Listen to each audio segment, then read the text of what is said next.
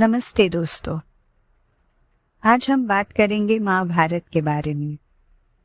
हम बचपन से इसका नाम सुनते आए हैं। कृष्णा, अर्जुन, कुरुक्षेत्र, इन सबको हम जानते हैं। पर महाभारत सिर्फ एक युद्ध की कहानी नहीं है। ये हमारा इतिहास है। ये हमारी ट्रेडिशन, हमारे धर्म और ऋषियों की विरासत है। बहुत लोग महाभारत को सिर्फ एक एपिक के रूप में जानते हैं, लेकिन जो उसे दिल से पढ़ते हैं वो कहते हैं कि ये लाइफ की फिलोसॉफी है। इसमें पॉलिटिक्स है, फैमिली की परीक्षा है और धर्म की वो डिलेमा है जिसको हमें हर युग में समझना पड़ता है। महाभारत सिर्फ एक हिस्ट्री का चैप्टर नहीं है, बल्कि उसकी डेप्थ इतनी है कि इसे समझना एक स्पिरिचुअल जर्नी है। तो चलिए महाभारत को समझने की शुरुआत करते हैं।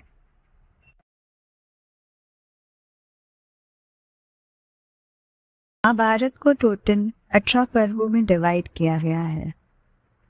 हर पर्व हमें कुछ नया सिखाता है। इनमें से सबसे पहला पर्व है आदि पर्व। आदि पर्व की शुरुआत इस लाइन से होती है: मैं नारायण, नर, व्यास और सरस्वती देवी को नमन करके ये कहानी शुरू करता हूँ। इस मंगलाचरण से ये सिद्ध होता है कि महाभारत का मूल उद्देश्य धर्म की विजय है और उसी विजय की कहानी हम आगे सुनेंगे।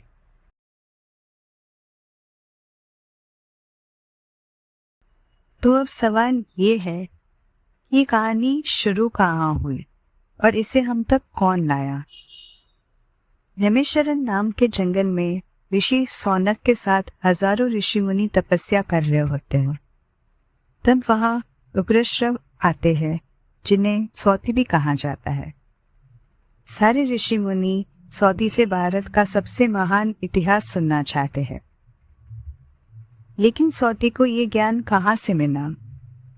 सौती बताते हैं कि वे राजा जन्मेजय के सर्पसत्र यज्ञ में सम्मिलित हुए थे। राजा जन्मेजय राजा परीक्षित के पुत्र है। वहां राजा जन्मेजय ने वेद व्यास से अपने पूर्वजों की हिस्ट्री जानना चाही। इस पर वेद व्यास ने अपने शिष्य वैशंपायन जी को महाभारत सुनाने का आदेश दिया। यहीं से सौती ने पूरी कथा सुनी और ग्रहण की।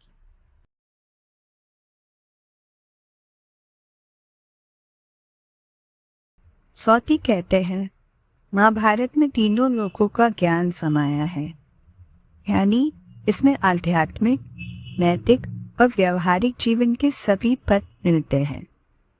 अगर कोई चीज सृष्टि में मौजूद है तो उसकी छवि महाभारत में जरूर है। फिर सौती हमारे यूनिवर्स के क्रिएशन की कहानी सुनाते हैं। वे कहते हैं, सबसे पहले यूनिवर्स में कुछ नहीं था। इस शून्य या वॉइड से प्रथम शक्ति का जन्म होता है। यही से हिरण्यगर्भ की उत्पत्ति होती है। इस हिरण्यगर्भ से ब्रह्मा, शिवा, विष्णु और बृहस्पति प्रकट होते हैं। इस मुख्य रचना के बाद 21 प्रजापति आते हैं।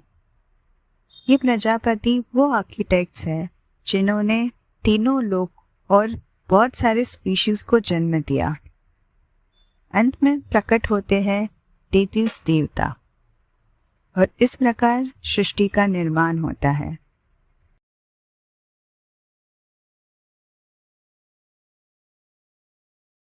इसके बाद ऋषि मुनि सौती से समंतपंचक की कहानी सुनाने को कहते हैं।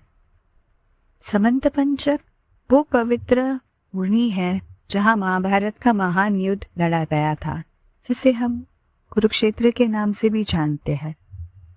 तो इस भूमि का इतना महत्व क्यों है?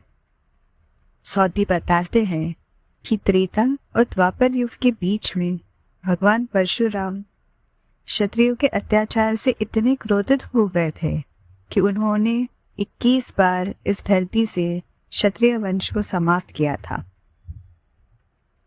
अपने क्रोध में परशुराम ने उन मरे हुए क्षत्रियों के खून से 5 सरोवर बना दिए। जब उनके पूर्वज प्रकट हुए तो उन्होंने परशुराम को शांत किया और वरदान दिया कि ये 5 सरोवर, ये समंत पंचक पवित्र तीर्थ स्थल बन जाएंगे। और यही वो पवित्र भूमि थी जहाँ वेद व्यास की कथा पांडवों और कौरवों के रूप में अपने अंतिम अध्याय तक पहुंचे।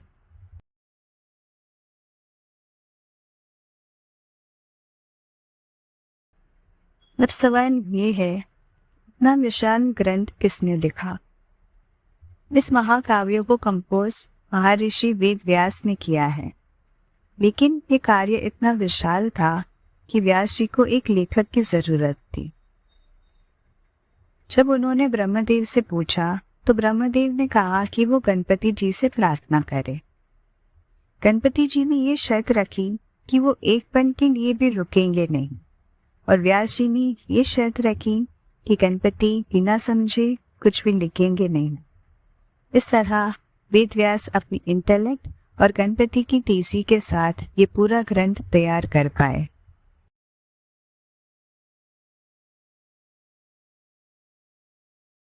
इसके बाद सौती महाभारत पढ़ने के क्या क्या बेनिफिट्स है ये बताते हैं। शास्त्रों में कहा गया है कि महाभारत का अध्ययन करना अपने आप में एक पुण्य का काम है। इसे पढ़ने से मनुष्य को शांति मिलती है, उसके पाप कम होते हैं और उसकी बुद्धि को धार्मिक ज्ञान मिलता है। ये स्पिरिचुअल अपलिफ्टमेंट का सीधा रास्ता है। महाभारत का स्टेटस इस बात से समझा जा सकता है कि इसे 5वां वेद कहा जाता है।